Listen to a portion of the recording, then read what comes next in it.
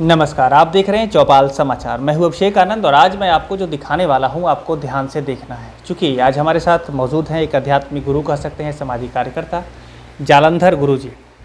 और मैं बता दूं कि ये जो कार्यक्रम है, इस कार्यक्रम के माध्यम से हम इनके विचारों से अवगत कराना चाहते हैं, चूँकि बहुत सारे लोग इनसे जुड़ रहे हैं। और मैं एक बात और कहना चाहूँगा कि जो बातें ये अभी कहने वाले हैं, ये इनके विचारों से हम आपको सीधे सीधे अवगत कराते हैं। जो भी जानकारी, जो भी बातें आ रही है, सीधे सीधे आप तक लेकर आ रहे हैं। लेकिन हम आपको ये ज़रूर कहेंगे कि अपने विचारों को भी कमेंट के माध्यम से ज़रूर प्रेषित करें। कितना बेहतर ये बात बता रहे हैं, कितना बेहतर समाज का विकास होगा या नहीं होगा, इन सब बातों पर आप कमेंट करें। लेकिन पहले आप सुने कि क्या कुछ ये कहना चाहते हैं। आपका बहुत बहुत स्वागत है जी। जय माता की। सबसे पहला सवाल हम आपसे जानना चाहेंगे कि आप तो वेशभूषा से भी बहुत ही मतलब आध्यात्मिक लग रहे हैं और समाज में काम भी कर रहे हैं, जैसी जानकारी मिल रही है जी। सबसे पहले बताएं कि आप क्या कुछ कर रहे हैं समाज के लिए। हम विशेष रूप से समाज के बीच में अनहोनी होने वाले घटनाओं की खोज किया हूँ। सो खोज आपको इस प्रकार है, जो आज समाज में बेटी ही मतलब कन्या ही क्यों समाज का दुश्मन बन पड़ी है, वो बहुत दुखद विषय है। जो कन्या कहीं भी सुखी नहीं है। देखा जाए तो माँ के गर्भ में जब उसकी जन्म शुरुआत होता है, प्रजनन बनना शुरू हो जाता है, उसको थॉट बनना शुरू हो जाता है, उस समय में उसके रिश्तेदार, उसके परिवार, उसके पड़ोसी, ये सभी लोग एक सलाह देते हैं कि आपके गर्भ में बच्चा पल रहे हैं, ऐसा क्यों नहीं करते, थोड़ा डॉक्टर से सलाह ले लीजिए। तो सलाह लेने से यह पता चल जाएगा कि लड़की पल रही है कि लड़का पल रहा है। अगर लड़की है तो इसको बिल्कुल हटा दो, क्योंकि समय बहुत महंगा चल रहा है।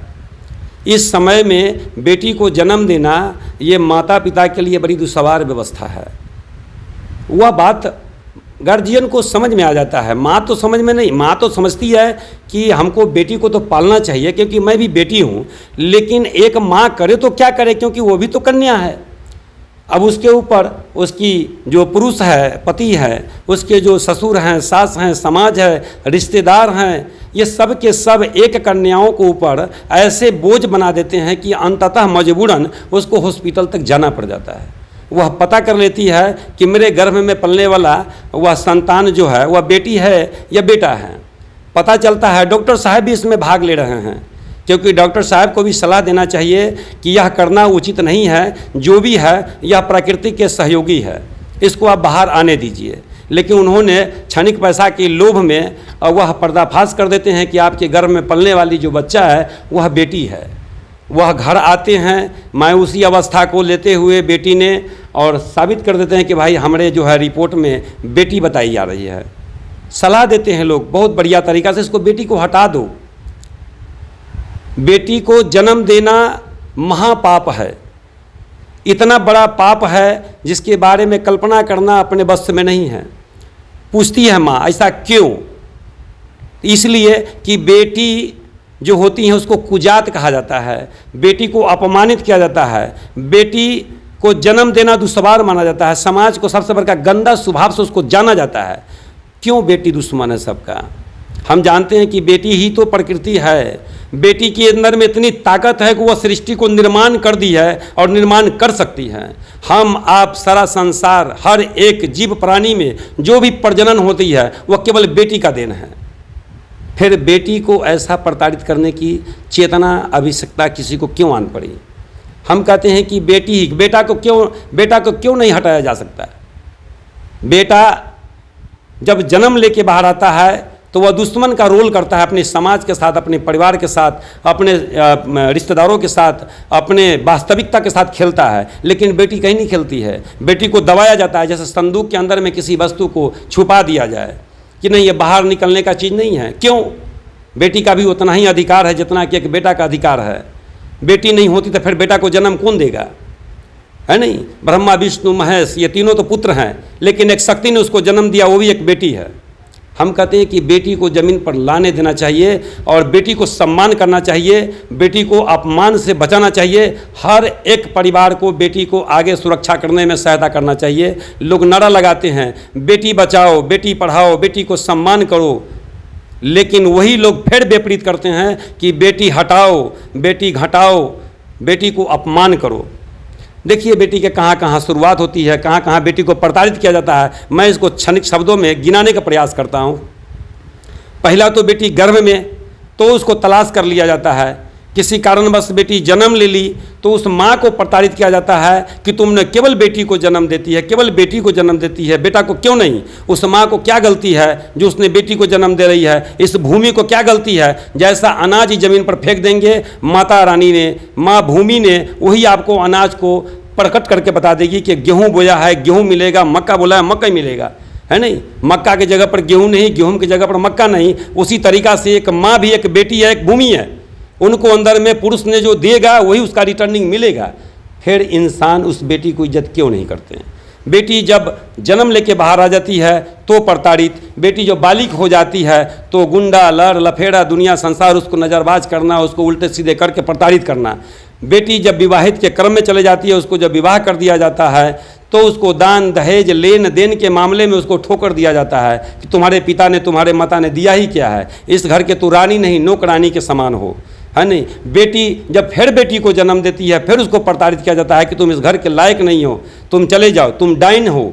डाइन क्या होता है? डाइन एक कोई आदमी तंत्र मंत्र वाला लोग डाइन नहीं होता है। डाइन के कोई भी पुरुष भी डाइन हो सकता है। डाइन के मतलब होता है कुविचार वाले लोग, जिसको कुविचार है, अच्छे विचार नहीं है, वो डाइन है। डाइन शब्द एक गाली है और वो गाली के भागीदार सब हो सकता है। जैसे कि कोई को बोलता है कि बेटी एक वेश्या है, सही है, बेटी ही वेश्या है।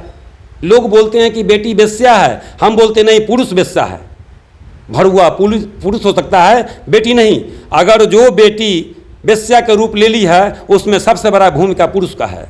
अगर पुरुष उसको बहन मान ले, माँ मान ले, बेटी मान ले तो क्या उसके औकात है कि उसको साथ संग करे?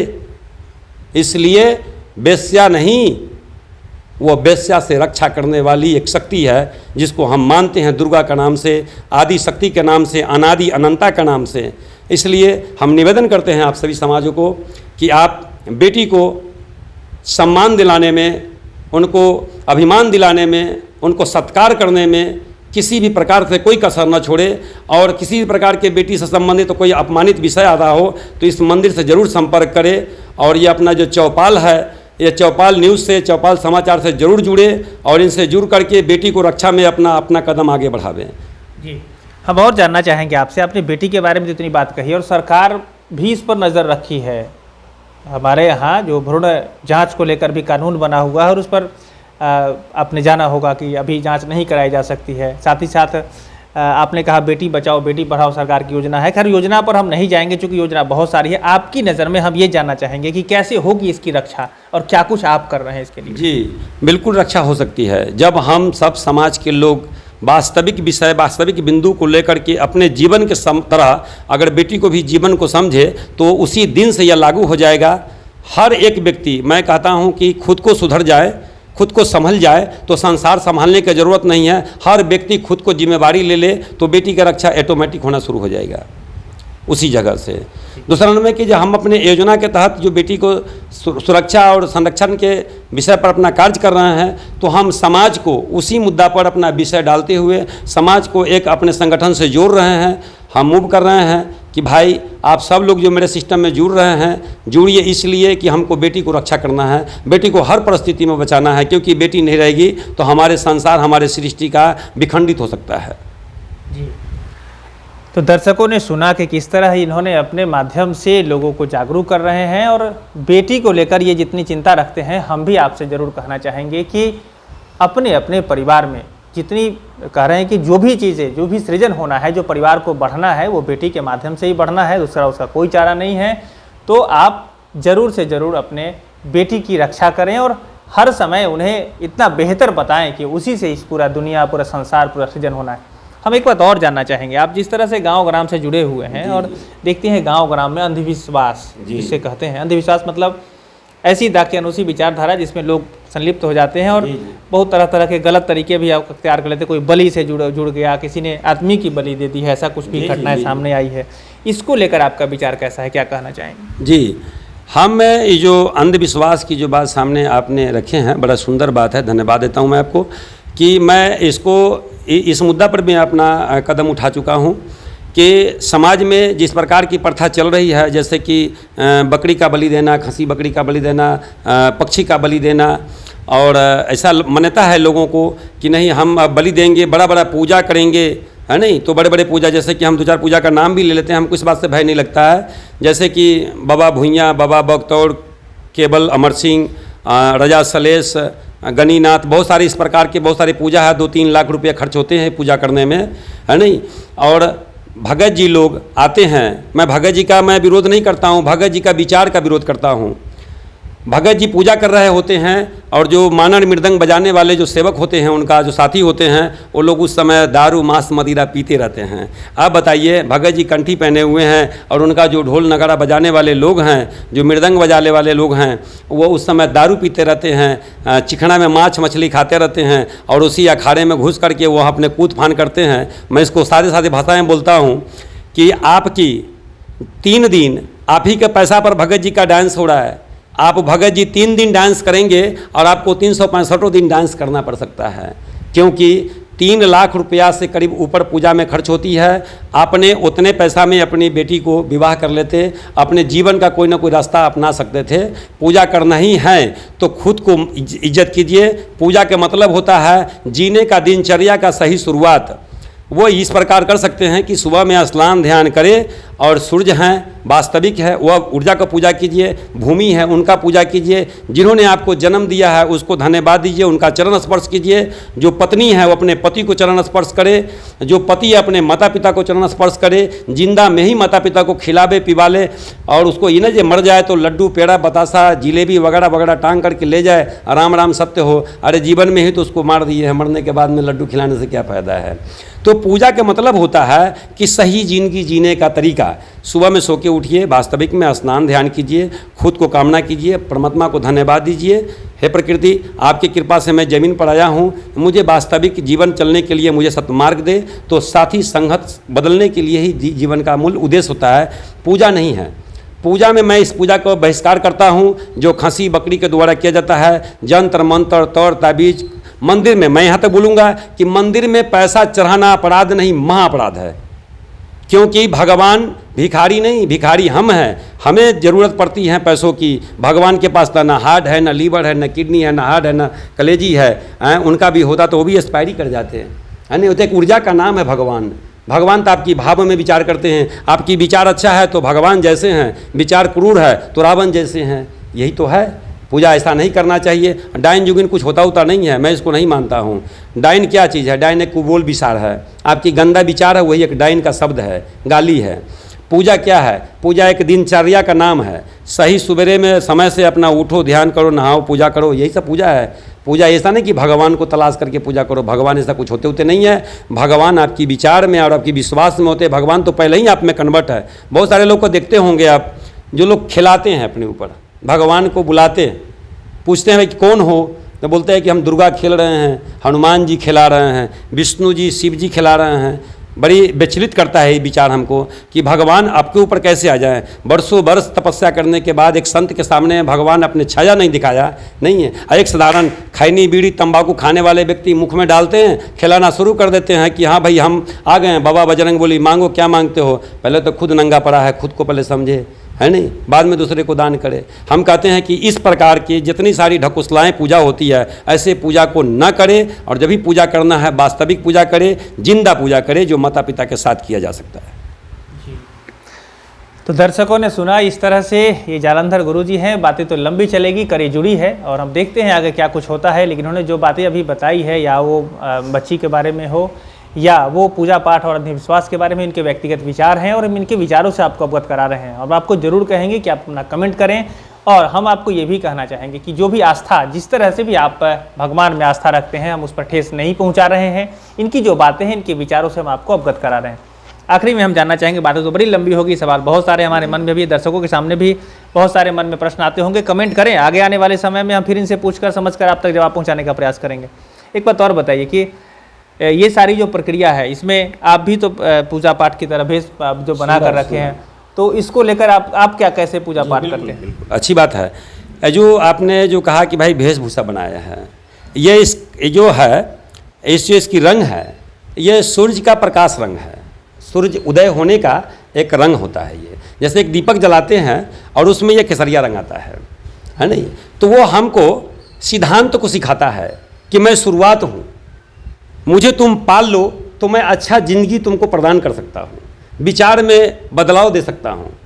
जैसे एक व्यक्ति, एक अनपढ़ व्यक्ति को अगर टाई पहना दीजिए तो वो अपने जीवन में संभलना सीख लेता है, संघर्ष सोसाइटी में बदलना सीख जाता है। उसी प्रकार से जो हमारे बस्तर का रंग है, जो कलर है, ये वास्तविकता को उज्ज्वलता करता है। जैसे सूर्य भगवान की जब उदय होने का समय होता है उस समय उनकी खेसरिया रंग होती है। जैसे घर में कोई दीपक ज्योत जलाते हैं उसका हर हमेशा ही खेसरिया रंग होते हैं, वो प्रकाश हैं, वो ऊर्जा को प्रमाण करते हैं कि मैं यही हूँ, मैं सत्य हूँ, मुझे कोई बदल नहीं सकता है, बदलने वाला बदल जाएगा, मैं स्वयं रहूँगी।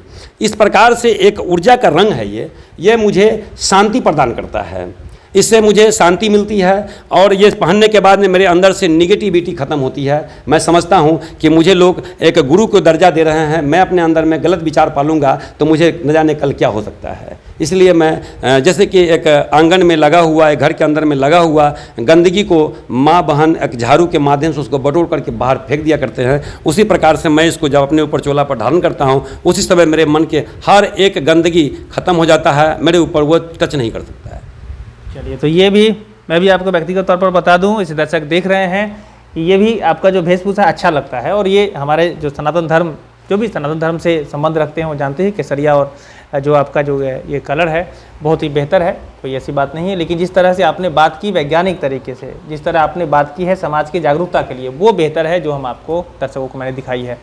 आखिरी में हम आपके माध्यम से हमारे समाज के लोगों को जागरूक करने के लिए खासकर देखते हैं गाँव में जो समस्याओं का कारण, जैसे कि आप अंधविश्वास मान लेंगे उसको और बहुत सारी बात, उसमें नशा मुक्ति को लेकर के भी जानकारी जैसे लेके आप कुछ काम कर रहे हैं, शॉर्ट में हम दर्शकों को बताएं क्या कुछ आप कर रहे हैं, नशा मुक्ति को लेकर कैसे आप जागरूक कर रहे हैं लोग। हम अपने बैठक में जब हम लोगों को बुलाते हैं, भक्तजनों को बुलाते हैं, लोग आते भी हैं और आने के बाद में हम एक चर्चा रखते हैं। चर्चा में हम अपना विचार रखते हैं। हमने किसी को ये नहीं कहा कि दारू छोड़ दो, दारू मत खाओ, दारू हनन करेगा, दारू नुकसान करेगा। मैं विचार देता हूँ कि जीवन अगर आपको बना है तो ये सब प्राकृतिक सिद्धांत से बना है, इसमें जो भी पार्ट्स बने हुए हैं ये दोबारा इसको रिपेयरिंग नहीं किया जा सकता है। आप उस पर विचार करें, आप उस पर एक बार कल्पना करें कि क्या एक बढ़िया आपका हड्डी नुकसान हो जाए क्या दोबारा आएगा, एक बार आपको किडनी बेकार हो जाए क्या दोबारा बन पाएगा, एक बार लीवर बिगड़ जाए तो क्या दोबारा बन पाएगा। लोग बोलते हैं कि नहीं बन पाएगा, हम बोलते हैं पर समझ जाइए आपका जो खाने के लिए बना है उसको खाइए ताकि लीवर का भी उम्र बनता चला जाए।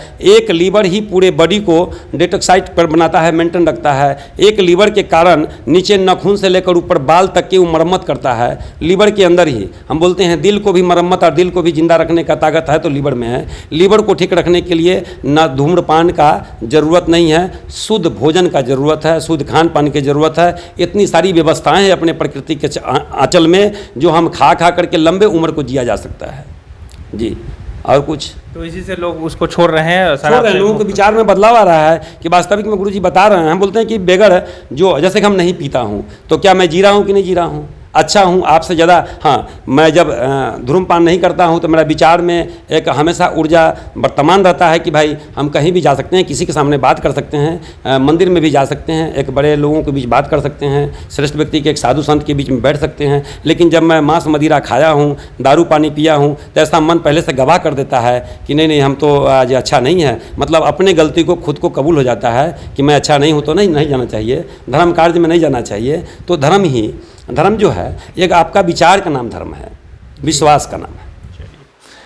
तो यही सिलसिला जो चले वो आगे चलता रहे, मैं आपसे भी आशा रखूंगा। लेकिन एक बात मैं और कहूँगा कि इनके व्यक्तिगत विचारों से मैंने आपको अवगत कराया है। जो भी धर्म या जो भी संस्थान या जो भी पूजा पाठ की बात की गई है वो एक विचार है, आप उसे मान सकते हैं या नहीं भी मान सकते हैं। और मैं आपको यही कहूँगा, इनसे जुड़ने की जहाँ तक बात है, मैं जो जानकारी इनसे लेकर आप तक पहुँचाया हूँ ये आपके लिए एक सूचना है। आप सूचित जो हुए हैं समझें, जानें, परखें, फिर आप इनसे जुड़ें या आप नहीं भी जुड़ सकते हैं, ये आपका व्यक्तिगत फैसला होगा। आपका इस कार्यक्रम में आकर चौपाल में अपनी बात रखने के लिए बहुत बहुत धन्यवाद हमारी पूरी टीम की तरफ से। जी, जय माता की। आपने यह धाम पर उपस्थित होकर के और हमारे समाज के बीच में उचित विषय पहुंचाने के संबंध में मैं आपका कोटि कोटि धन्यवाद देता हूं। मैं आपसे भी निवेदन करता हूं कि जहां तक संभव हो सके मेरे समाज के बीच में सुविचार पहुंचाने की कृपा प्रदान करते रहें और आपको सदा स्वागत रहेगा इस धाम पे, आप जरूर आते रहें। बहुत बहुत धन्यवाद। दर्शकों का भी बहुत बहुत धन्यवाद। ऐसी खबर को लेकर हम लोग आते रहेंगे और हमारा उद्देश्य है समाज को बेहतर बनाना। उससे समाज को बेहतर बनाने की कड़ी में जिन जिन लोगों ने सहयोग किया है हम उनकी सारी बात आप तक पहुंचाने का प्रयास करते हैं और हम आशा रखते हैं कि जो भी बेहतर बातें लगती हो, जो भी ऐसी बातें हैं जिससे आप बेहतर बने, समाज बेहतर बने, उसको जरूर धारण करें और जब सब मिलकर बेहतरी को धारण करेंगे समाज बेहतर बन जाएगा। आज के लिए बस इतना ही। महबूब शेख आनंद, चौपाल समाचार के लिए धन्यवाद।